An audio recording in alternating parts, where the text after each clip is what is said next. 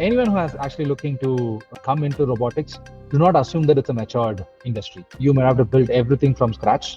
Again, depends on the genre, especially if you're looking for manipulation-oriented robots where you are trying to replicate human hands or humanoids, and you might have to build the ecosystem before you can build your company. So we have that burden. We have to build our whole ecosystem before we could actually build the company so that we can actually build a tech. Hello, and that is my guest Gokul. He's the co-founder of CynLr, a robotics deep tech startup building vision and intelligence for industrial robots. So in this episode, he takes us on a journey back over a decade, recounting the humble beginnings with his co-founder in a modest office that evolved into a sprawling 13,000 square foot research space. The state-of-the-art facility is managed by an expert team of engineers and researchers. He delves into topics ranging from design, product development and entrepreneurship. Why does he seek more competition, not less?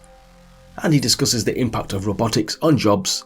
Gokul also sheds light on the business model, detailing the planned volume of robot sales, revenue figures, and the current status of funding. So please enjoy the show. Thank you. Hello, Gokul. Thank you for coming on the India Startup Show today. Thank you, Neil. Please tell the listeners what you're building.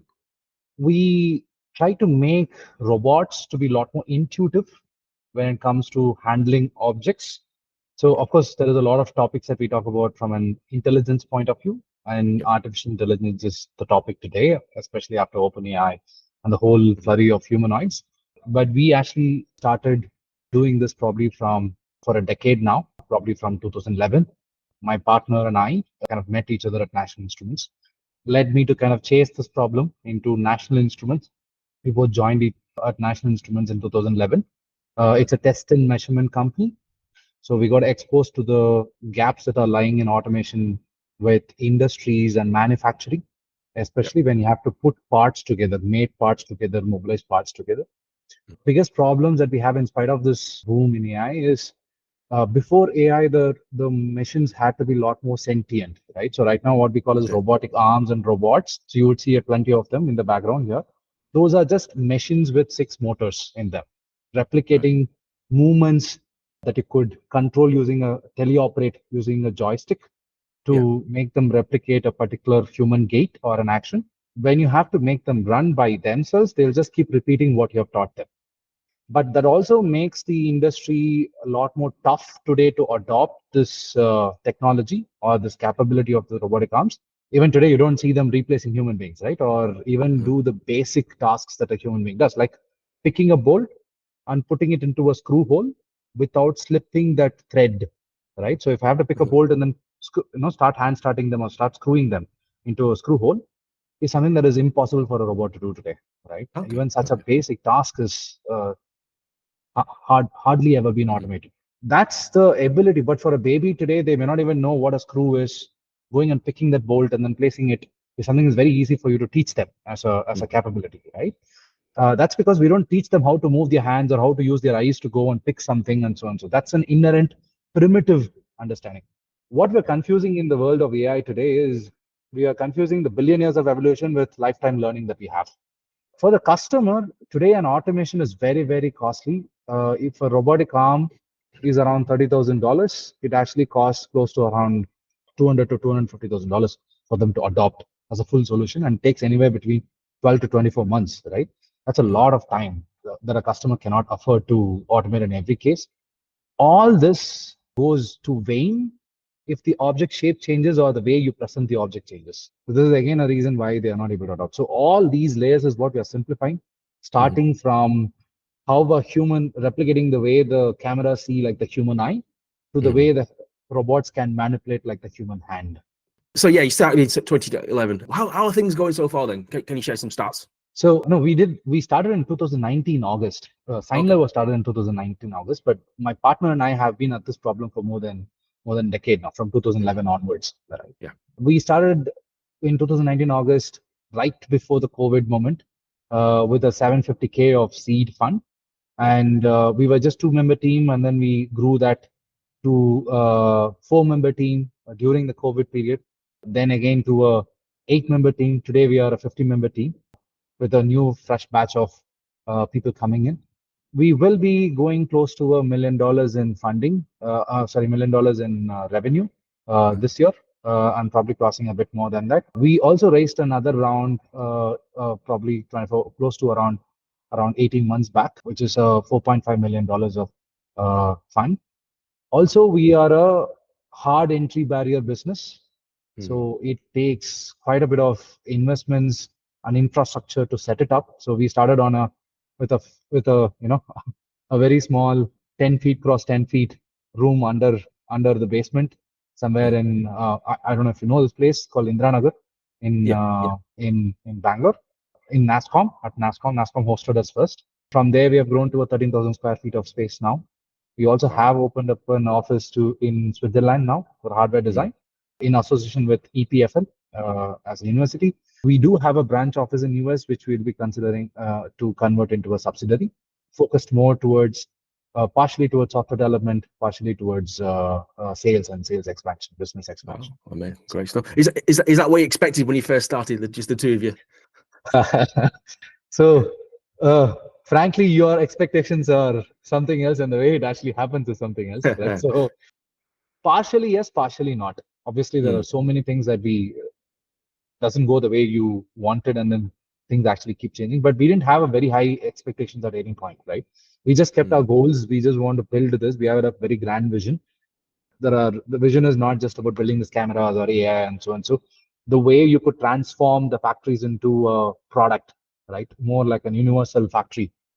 Any components can be produced out of the same factory because you pour billions of dollars into them, but they're not reusable and repurposable into, whenever the fluctuation change of customer trends actually happen, you're not able to adapt to it. So that's a bigger picture that we wanted to do. We wanted to make something universal like your laptop for data processing, a universal factory for. So that's our aim was. Yeah. And we begin with we initially wanted a $3 million. We got only a $750 million. We didn't expect the COVID to happen, and then delayed us by a couple of years, and yeah. So, but the roller coaster ride. Roller coaster, yeah, definitely roller coaster. Talk about those early days with the two of you then. In terms of the initial prototype, what did that look like? What mistakes did you make? What went well? There are business aspects, there are technical aspects, there are branding aspects. Everything kind of is a. So the problem for us is we are doing so. So I categorize in the technology space, right? So for the sanity sake, for us to understand what thoughts to respect, what thoughts to not, we categorize the businesses into an unsolved problem and then unexplored problem. Space and space-oriented problems are typically unexplored problem. Nobody has ever seen them. So in general, market has a lot of curiosity towards it, right? But ours is a tried and repeated and failed problem, right? And every predecessor to us have successfully failed many times, right? So and always have ended up pivoting towards something else. So we had a very strong problem towards how we are going to articulate this problem, how everybody has an opinion about it. Yeah. Everybody has so how do you challenge that? How do you bring a narrative? And everybody doesn't have an attention span beyond a particular point of time. You can't take a lecture for them. You can't do an 1 day long or 1 hour long explanation to all that. So that striking on the narrative that will sync with the people, and then was very hard problem. Thinking that one narrative will sell to everybody is another problem, because for a B2B business, your customers are many. Every stakeholder wants to listen to a different story of yours. What I'm telling you will not resonate for my investors. What I'm telling investors would not resonate with the customers, and what I'm telling the customers wouldn't resonate with the employees. So this structure of understanding how you could push your narrative, how could you create that narrative, the first more disadvantage that you have, right? So not realizing that was a very big problem that we had. Where we actually begin again, we have to depend a lot more on the components that we borrow from the market, off the shelf from the market. If it was solvable using the components that was borrowed from the market, it would have been solved probably 40 years back or at least 20 years back, right? So every component that you have is insufficient. But you are a nobody having to go and ask them to modify each of the components to fit to your needs, right? I'm not a very large organization where I can go and do a vertical integration and then customize my parts to the way I would want it. So that's impossible in this case. Now everybody becomes an investor that way. So you have to search for the investors. So you hope that you can, let's say a robotic arm that I want to take from the market was more convenient, had all the features, but the business doesn't support you the way you want. Now you have to settle down with who is responding to you, but they don't have the features that you would need. At the same time, you also are judging for them to come and invest into you and then make the modifications the way you want, you need to show customers. Now customers need there's a lot of chicken and eggs, a lot of ties that you have to kind of, in this case, which we underestimated again in those cases. More than underestimating, we knew that there is a tie, but we didn't know how to crack them, right? Because it was a lot more dependent on who's going to respond to you. There's so much of luck that is left to kind of play Yeah. on your favor. And in cases where it played, we have to stay consistent. But you have to make the best out of what you get, the cards that you're dealt with. That's something that we have to kind of keep hustling, keep hustling. One thing that we learned very strongly is don't change your methods of doing things, because often everybody from outside has a lot of opinions.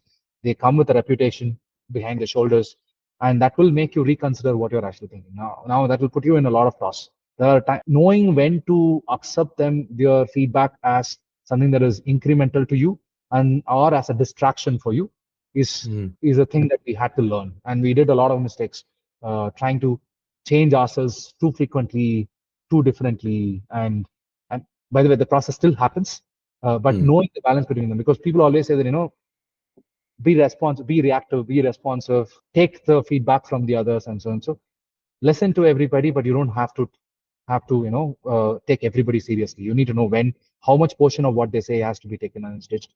That's something that we made a lot of mistakes with. Third thing, as part of that, is how you even hired. I think even in one of your earlier podcasts, I think you would have heard this from many founders: not believing your gut, not accepting your gut. It's been a big problem even for us, because you always would I come out as an egomaniac who is not accepting, who is trying to look somebody who mates perfectly with you as the only resource that you would hire, right? And your philosophies and so on and so forth. But sometimes you need to realize that you're hiring for people who would work best with you, not ideally what's the best management principles, and in a very large corporate where the vision is diluted down between a lot of different silos and things. Those theories, everybody has a right to challenge, and in a way that they do. We don't need challenging, we need complementing at this stage, right? For a problem like us. So that's something that we realized. And initially we challenged ourselves with the roles that we hired, but that didn't work out really well. Then we started realizing complementing actually works best. Doesn't mean that people will not have alternate perspective. Every person will have a different perspective because they see a different, their world is different and your world is different. But the goals and vision is something that they have to align with. If they don't get the align, you will be wasting a lot of time and space in trying to accommodate your goals with them, and they will not sync with you. Again, as a mistake that we can have corrected and not. Once we learned it, our acceleration happened. First two didn't work out well, but we learned the whole methods, and then we do more than 1.5 months of induction with everybody, because this is not just a problem. And when people don't understand, we need to make it very, very comfortable for people to understand what cards they are being dealt with, how they have to handle it, what are the best practices that we have figured out, because we don't have an industry reference to borrow from. Hardware space in India, unsolved problem. It's a global market. The challenges are very different. Everybody who comes in, even if they're matured resource, we have a CFO who has a 30-year span of career, been with Sequoia's first investment in India, which is Aditi and Talisma, and has been a VP of finance with Infosys. Comes with a very large pedigree. Even he needed 6 to 7 months of handholding to kind of sink in and understand how this whole system actually works and so on and so forth. But we are bringing a process around it, structuring this whole process of onboarding those resources. Learning that is what has helped us to accelerate, and that's the only method by which we are also with the same confidence is why we feel very equipped to scale in other markets, other geographies, EU or US and so on. So yeah. So, I mean, yeah. Is there any specific market you're targeting? So let me put it this way, right? So from an application perspective, we are sector agnostic, right? Yeah, but from a customer ease of sales perspective, we are very, very sector specific, right? When I say application specific, see, what is automation about? It's all about picking parts and mating parts, right? Picking, orienting, and placing parts, right? Every component, the earphone that you're wearing, to the shirt that you're wearing, to the light that is there on the top, or the laptop that you're using, everything are put together, most probably by human hands, right, across the globe.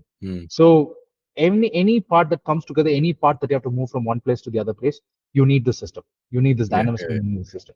But that said, from a customer perspective, automotive has been the most kind customer compared to everybody else, contrary to the popular belief. Also because they have structured this problem, they are aware of this problem. I have to do least education to the customer. One. Mm. Second, Yeah. they have also learned to adopt a technology that is highly insufficient. Right today, the largest absorbers of robotic arm, a market that is around $50 billion, out of which close to around 63% of the market for robotic arms is handled by automotive. This is in 2019. Stats might Mm. have changed slightly between the electronics and electronics might have caught up. Second, followed by the electronics. Warehouse is in the last 10%, right? Mm. But that said, we are also having our first inroads into the warehouse. Yeah. It's in very early stages, but warehouse and also storehouses within the automotive, electronics manufacturing and automotive manufacturing is where we are having our first penetrations. Our paying customers today are automotive, including Mhm. GM, General Motors, who's a light of customer especially. So yeah, but this year we think we will make a significant inroads into warehouse also. We are at the Okay. POC stages. Most probably Mhm. a pilot and deployment should happen by this year end also.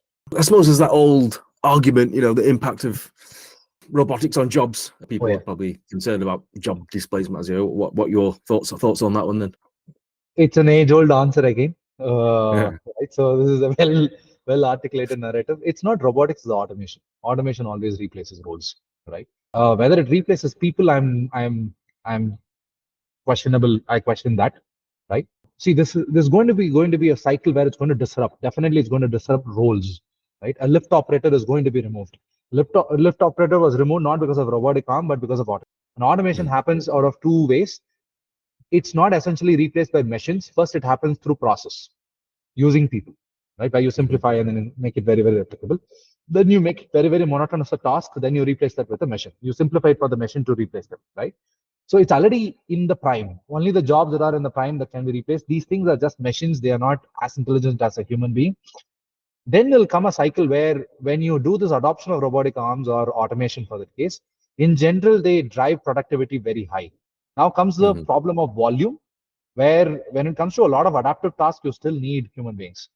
Yeah. You largely need human beings. Then again, a new role emerges out of the setup, and new role keeps emerging out of the setup.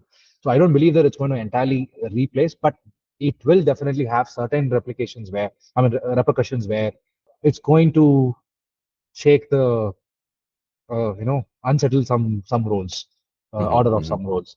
And I don't think, where it will affect more is towards the white collar than towards the blue collar. Okay. Because what's harder today, what's easier to see, we have automated. ChatGPT has done wonders with NLP, natural language Yeah. processing, and your Mhm. text and so on and so forth, right? But those are human-made systems. Mm. But ability to handle or manipulate is very, very inherent, right? Intuitive. Mhm.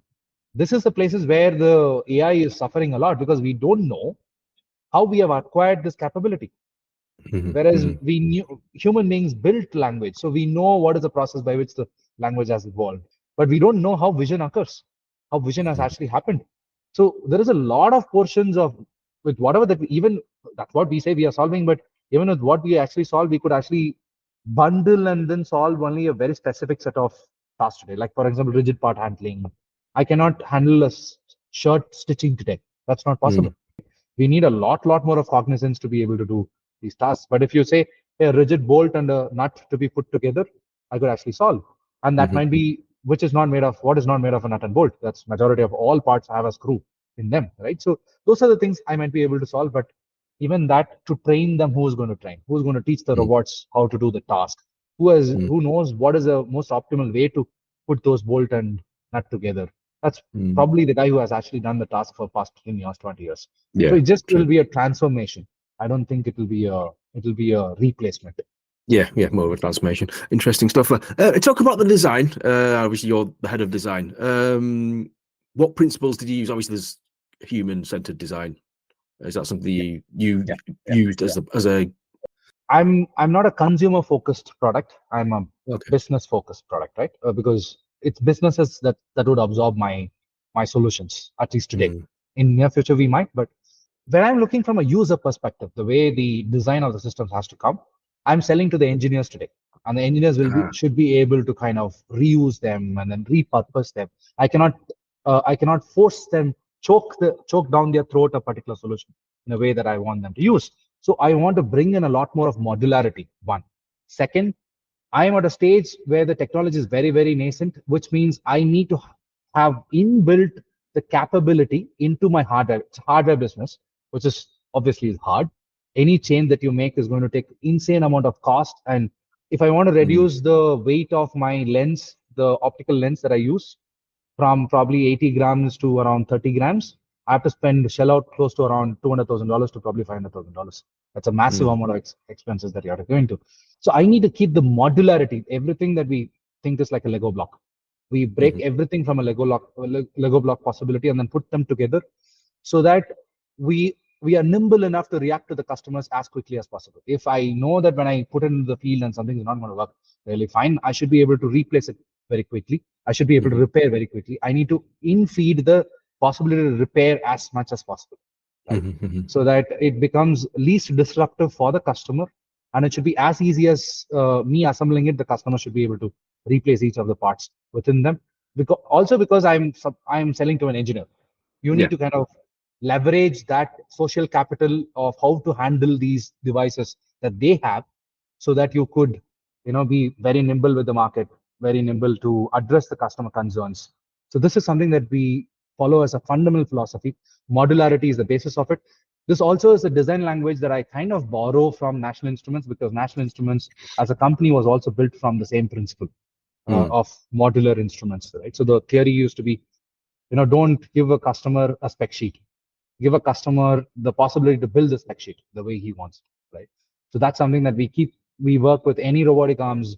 Our camera works with any of the robotic arms. Our grippers work with any of the robotic arms. We can interchangeably use the grippers. Customer wants 2 robots, we can have a 2 robot system. Customer wants a 3 robot system. They plug in and plug out very, very easily. So this is something that we keep it very consciously, we keep it as a modular systems. The second thing is about how they get to use this. What kind of perspectives does it drive? When they look at it, are they able to see the functionality evidently, or do you have to teach them? So how do you minimize the amount of training that can go into it, into your UIs, into how to make the parts, how to make the camera with the robotic arm? So how do we make them as familiar as possible, as intuitive as possible with the customer? So that's something that we do, but it will still be largely challenging, because from one block to the other block, customers each of them want to customize to the way that they want. So instead, what we look at is how do we make our training modules and create a community around it, so that it's easy for them to, learn by themselves and share their know-how, instead of trying to make it very, very closed. So one of the other things you would see us opening up is create a community around this. We will create a product that will go to the academia as soon as possible, much more cheaper in a reduced version, but they get to play with this concept that we are talking about, and then see what all applications that they can invent and so on and so forth. So we remain as a technology company, and then push it to the customers to come up with the way they want to apply them. So we don't want to restrict the way they want to kind of apply them. We want them to invent the utility for this as much as possible, as much as we drive them. So what is the community like in India at the moment? You don't have a Stack Overflow page, right? It's quite evident, right? So it's very sporadic, it's very distracted. We don't have a very strong community going in there. Most of them might also be focused towards AMR, the autonomous mobile robots that actually that solve the problem of logistics specifically, but not so much towards manipulation and manipulation oriented system. Also because the community is small, because the entry barrier to this is very, very hard. The cost of a robotic arm is running in like tens of thousands of dollars. Where would someone will have an opportunity to get hands on it, right? And then try and approach it. Then they want to kind of talk about it. So this is not democratized so much. So that's a problem. Even if you have democratized as open modules like ROS does, ROS is also very, very nascent when it comes to arms, handling arms and arms kinematics and so on and so forth. The access to the hardware in itself is a huge problem. And I think globally also this suffers. You don't have even if I have to have a problem, I have to go and talk about the kinematics of it. Community that is globally available is is very, very nascent and very, very small. Mostly you'll have to find the person, talk to him in LinkedIn, then even go for a community around it, right? So it's more personalized communication than a common forum into which you can connect and then exchange your thoughts and ideas and so on and so forth. Yeah, in terms of sales, then once it gets fully up to speed, how many robotic arms would you be able to sell then? Or so by the way, we make the system, the whole system for the today. Maybe I want to walk around how the structure of the sales is. For the customer, its solution is automation, right? Okay. Where I'm supposed to be able to move two parts and then make them mate each other and so on and so forth. But to be able to achieve this, they are not able to achieve this successfully today. Only except for welding and painting, robotic arms are not deployable today. There is no task that is even mateable. So, which means we have to go to the customer with a whole ecosystem, right? For example, the robotic arms don't sell your hands. They don't have fingers. They just sell till your wrist, right? I'm not sure if you're able to see, but it might be very feeble in the video. But commercially off-the-shelf robotic arms don't come with hands even. So you have to build the hands around them. You have to build the way the object come and approach them, reach to them, and the cameras look at them, and so on and so forth. Traditional market, that's a system integration heavy approach for the customer, and then it's not solvable always. For our case, what we do is we package them as a whole complete solution. So he gets a laptop. He doesn't have to put together a PC, assemble a server, right? So we give him a laptop. So that's what you see behind, which is a 3-arm system, which replicates a semi-humanoid, right? So you have a hand that carries the arm, and then which can look around the way it wants to look. At the same time, it can guide 2 arms to go pick, manipulate, and then mate them, right? So this is how we give as a package to the customer. Yeah, so this journey also requires a system integration in between provider who goes and trains and calibrates and sets the system for the customer. So this is how we get to the customer. How we peg it is, for the customer today, it costs close to around 200,000 plus $250,000 to $300,000 in US for him to get a successful 3-arm system to be able to make it work and so on and so forth. So we do it at $250,000 for a single quantity, which can largely get offset as a cost if the volume actually goes higher. This is the sales process works this way. First, we go through a POC, then we go to a pilot deployment in the customers. So they also automotive customers have model plants into which they can absorb new technologies like this, and they can kind of try them. The mandate from the customer, and we are working along with the customer, GM, Advanced Manufacturing Research Center, for creating a concept called universalized or generalized automation, where I don't have to build a very different machine for one object to another object or one task to another task. It should be the same robot I should be able to reuse for any purpose in any way. So that's what we're actually doing today. So when we do this once, after one deployment happens, it's going to be a portion of replications that will keep happening. Right? For example, if I have done a nut and bolt, I prove the nut and bolt, all of the nut and bolts will get automated and then will get absorbed in a way, right? But that said, that's not going to happen in a day. That will take a 5-year to 6-year cycle. When you have 10,000 stations in an automotive car assembly, most probably you will have first probably would be a 10 systems or 20 systems. They will always look to their operational cycle for their cash to fund this capital investments, right? So that will be probably 10 to 20 systems of replication. So what you need to do parallelly is to look to different centers to see how, basically an account building problem. It's a farming problem for us, right? It will be initially a hunter-gatherer, but it's a farming problem for us. So we start looking at more parallel automotive deployments, tier 1, tier 2, tier 3s, that we start percolating from the OEMs. So this is how we will start replicating more and more and more and more, right? So the potential in a capacity point of view, we can do 10 systems in a year at this point. We look to scale more. In 2026, we look to, we have $20 to $22 million of revenue, which would require us to sell close to 100 robotic arms, essentially, robot systems, essentially. Building our capacity, we are raising this year. Most probably, we should be able to close something by the next quarter to kind of build the infrastructure so that we will scale to the point where we can supply 100 robots annually. How the robots are powered? Is it battery powered? Is it or solar? Or talk about that in terms of the energy. And are you worried about the energy consumption? Energy consumption. Customers haven't yet gotten to the point where they are raising this as a concern, so they are pretty much wired and plugged today. Because there are different ranges of robotic arms. There are power efficient robotic arms. There are power hungry heavy duty robotic arms. The heavy duty robotic arms, when you're lifting a 10 kg, 20 kg load, payloads or robots go to tons of loads that they can actually lift, right? So the robotic arms. But mostly we operate at a human liftable load range. But if you're doing a Mhm. 10 kg robotic arm, you can't most probably operate them on a battery. Mhm. They'll Mhm. drain them out very heavily because battery weight otherwise will become very, very high. But there are also robotic arms that we put on top of the AMRs where they have to move to a particular location and then pick them. So those can operate probably for 2 hours without uh, with the AMR's payload, with a 100 kg AMR payload with probably around additional battery packs of probably around 30 kg additionally, can Mhm. actually sustain them for 2 hours maximum. So this is how much they actually consume. So we have around 5 kg lifting because we peg them on the amount of load that you can lift. That's how Yeah. we categorize them. A 5 kg system could do 300 watt. When it goes to peak, it can go up to 1 kilowatt. So the peak has to be 1 kilowatt, but sustainably they can do it at 300 watt. But we also have robotic arms that actually go for the same 6 kg to 7 kg. They can actually do at 1 kilowatt to two Mhm. kilowatts. So they can move fast. They can apply more force and so on and so forth. So based on that range, it actually changes. Today it's largely plugged. So Okay. each robot consume. You can assume if I put 3 arms, it consume 1 kilowatt to 2 kilowatt of power. Okay. Okay. That's interesting. Yeah. Yeah. Any advice for people who want to get into robotics? Anyone who has actually looking to come into robotics, do not assume that it's a matured industry. You might have to build everything from scratch. Again, depends on the genre, especially if you're looking for manipulation oriented robots where you are trying to replicate human hands or humanoids, and you might have to build the ecosystem before you can build your company. So we have that burden.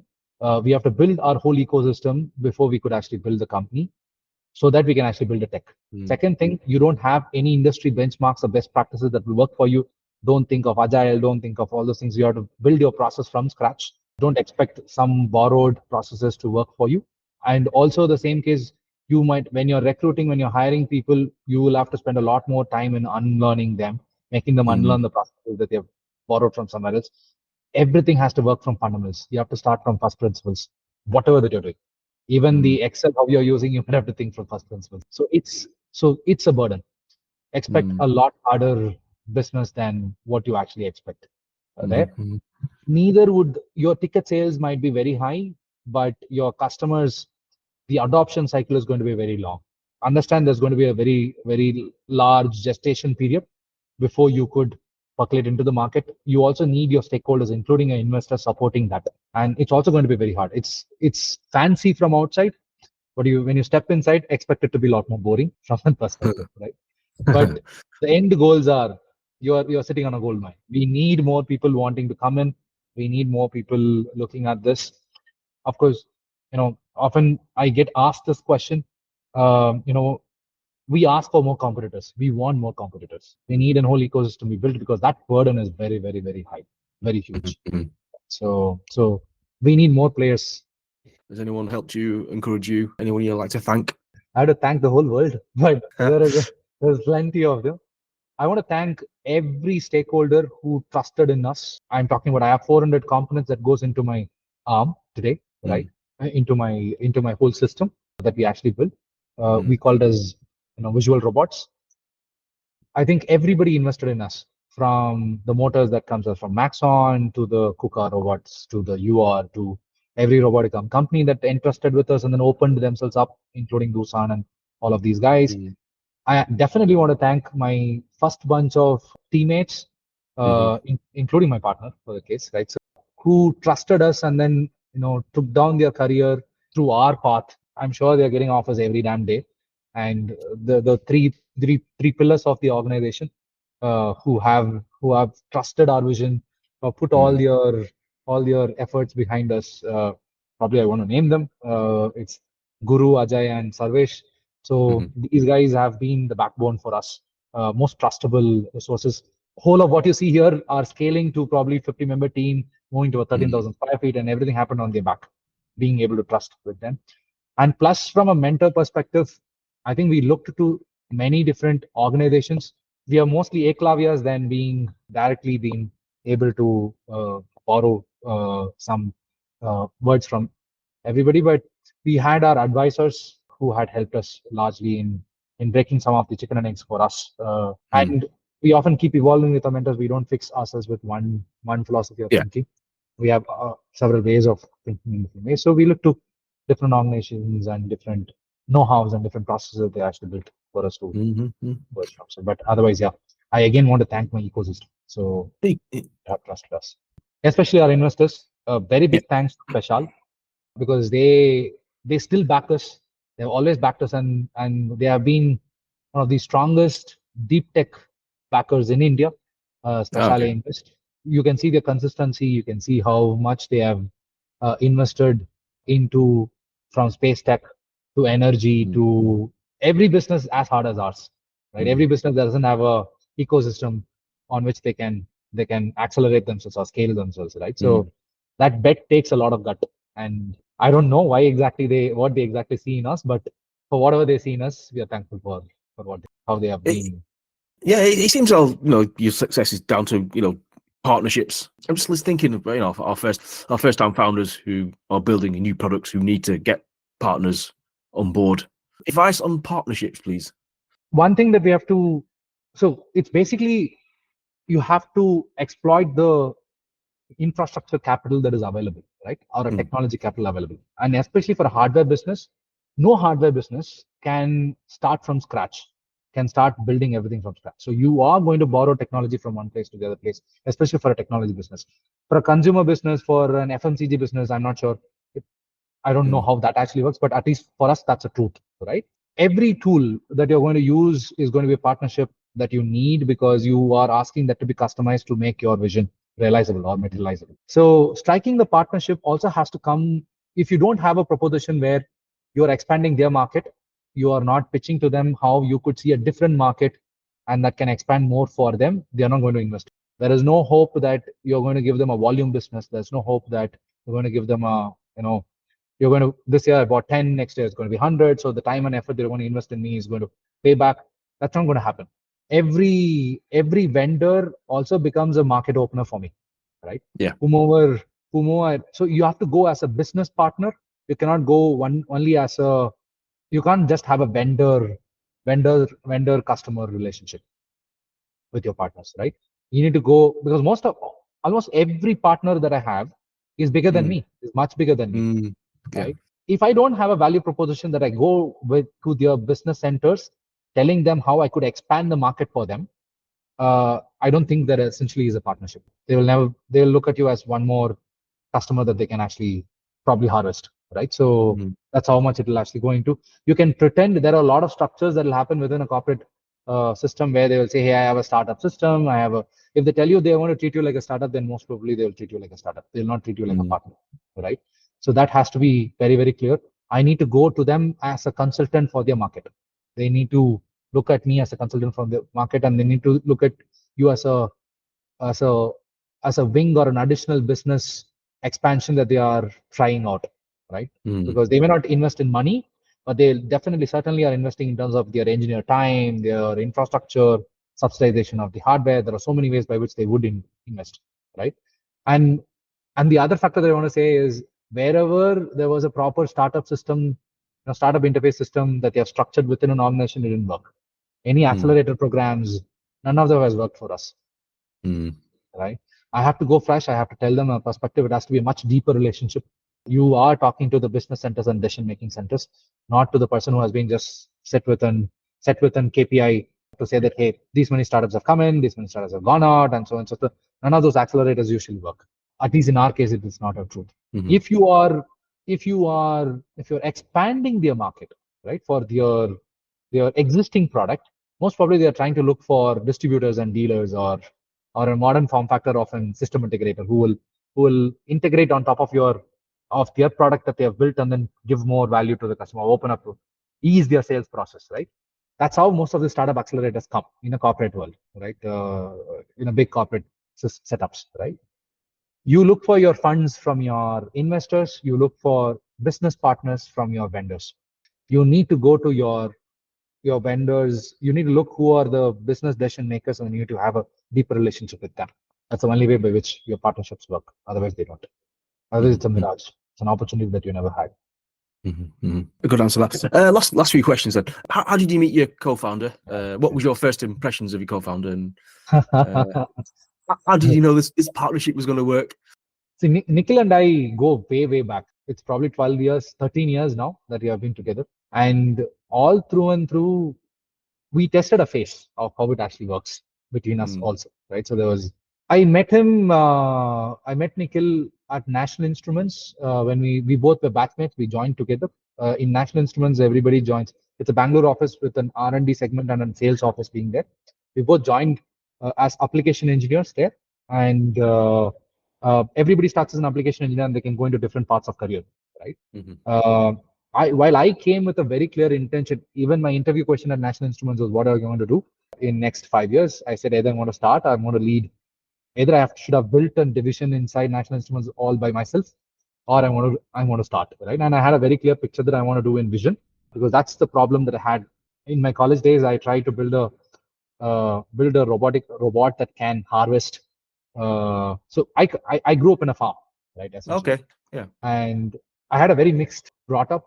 I grew up in a farm, but I went to a proper schooling, little on the wealthier side of schooling, but Mm. at the same little well-to-do schooling. On the other hand, I also did my engineering with a focus that, hey, that I wanted to build a company at some point in time. I don't know why I had that.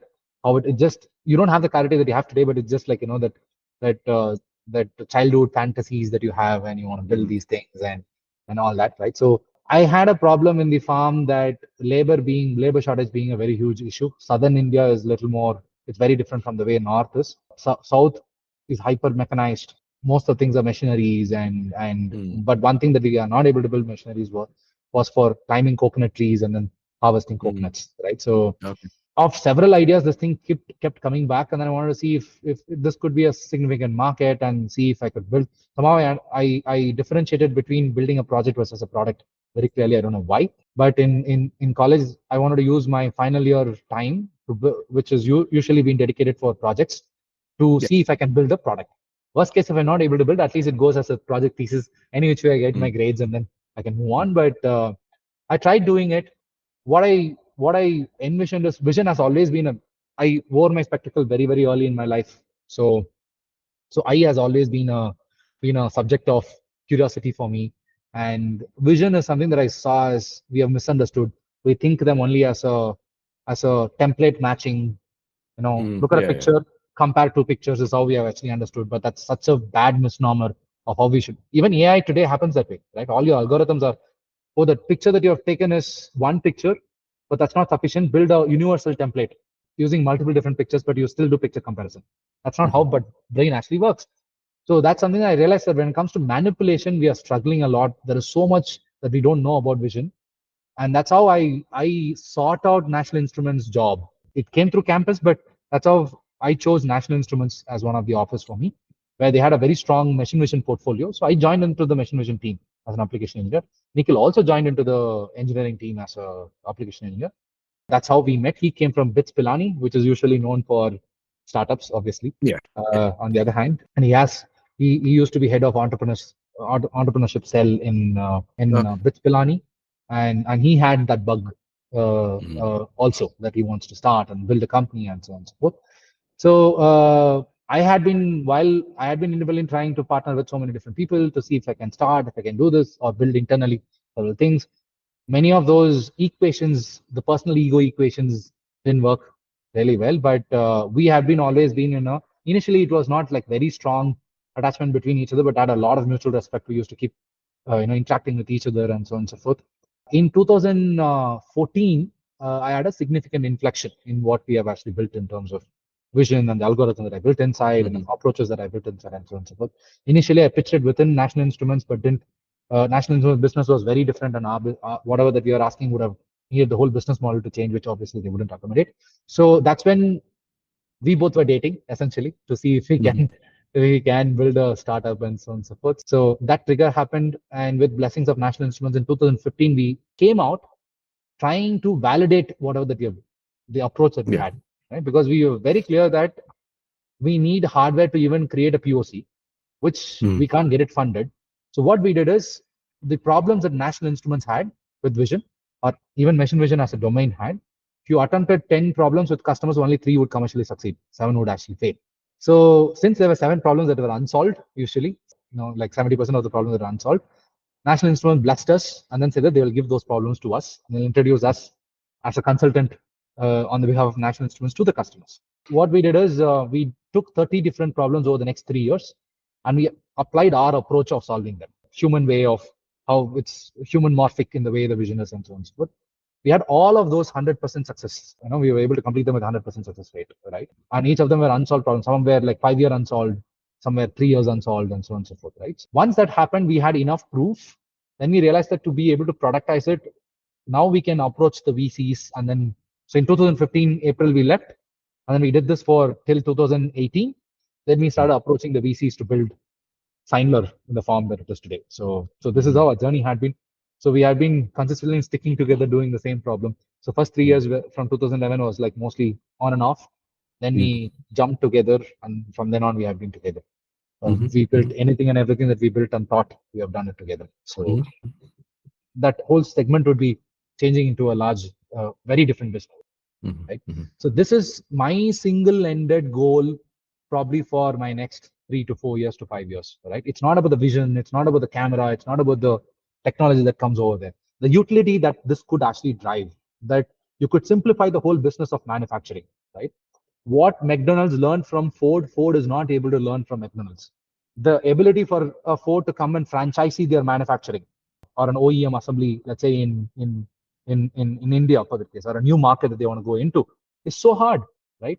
They are not able to repurpose the billions of dollars of investment that they have done. They're able to achieve consistency, but they're not able to achieve flexibility. So this is something that we want to drive. This is what you should be able to reuse the same hardware and the same electronics that you're able to reuse to make them behave like a game, or make them behave like a theater. You have seen that famous, GIF. Yeah. Right. So your mobile phone is replacing all these components on your desk. Right. Yeah. True. Imagine if one small or one. What advice would you give our first-time founders? Obviously, you mentioned using your gut, etc. Is there anything else you want to talk about? Advice to give, but I don't think I'm in a position yet to kind of cross the chasm to tell them. But the learnings, I think some of these learnings I did share in between, right? Yep. But one of the primary learnings that I would tell specifically for any first-time startup founders, especially if you're getting into the hardware businesses, don't expect that. Understand which segment of the market that you're actually getting into, what kind of business it is. See if you have an industry benchmark or you don't. Don't run behind USP, right? Just look at, don't try to be different, don't try to be USP, just look at a problem that is not being solved, right? You will end up being unique, you'll end up being differentiated. Don't try to be different for the sake of being different, right? That's something that I learned, or that has served me best. Because if you're trying to be different every point of time, you are missing a lot of point, right? Because when you understand that it's contextual, and you will have the maturity to understand that, but I don't think we sometimes end up applying that out of context, right? And we don't have to be driven by that. Sometimes it looks boring and same as somebody else. We have been using soap probably for 1,000 years now, right? Yet there is something else, new soap, that comes and replaces an accountant, right? Even today. So just because someone has built that before doesn't mean that you cannot build it better, right? So that's something that has to, because when you come in, the first question everybody around you will start asking is, how are you unique? And then when you say whichever the way you're unique, they'll say, but someone else already has that, someone else. So don't get bogged by that question or trying to have a unique narrative and so on and so forth. You imagine the person who wants to utilize this, see if you're able to articulate how you're being of value to solve the problem that they have, whether they see the problem, whether they understand the problem, and then whether you can tell them that this is a solution you have a solution that can solve that problem, right? That's one thing. Second thing, don't get hyper bogged down between the product service definitions and things. Every product also needs service, some portion of service somewhere or the other. Differentiate them very, very clearly. Act with the conscious understanding that you would need to build and service segment for whatsoever it is that actually comes, right? Productization or non-productization, customer doesn't give a damn. It's only for you to scale. That you want to have structure and productize that. So that's another kind of a thinking that. Awesome. Last question. People who want more information on you and the company, what must they do? How do they connect? Obviously, follow us in LinkedIn. We are more active in LinkedIn than we are in Instagram or in Twitter, mostly non-existent in that space. You can also know more about us from our website, which is www.cynlr.com, which gives you the general overview. Keep looking out for podcasts like this, and then we are more active in our press releases and with the public media in general, because we also believe that whatever that we say gets validated if it comes through a news medium. So we articulate more through the news mediums and articles that we actually publish than blogs, and also our YouTube channel, Mhm. which is CynLr, CYNLR, right? You can catch us all the perspectives, all new demos, and what our robots are doing, and so on and so forth. Can can see them live, or you can see them in video in YouTube. And some of these, if you want to understand the thoughts of how we are building the organization, what our goals and things, keep looking out for publications and articles and podcasts like this. Also, we will be active. We are very active in LinkedIn, so Mhm. you can catch us with our. Awesome stuff, Gokul. Thank you for coming on the show today. I much appreciate it. Thank you. Thanks, Neil. Thanks for spending this time and taking this podcast.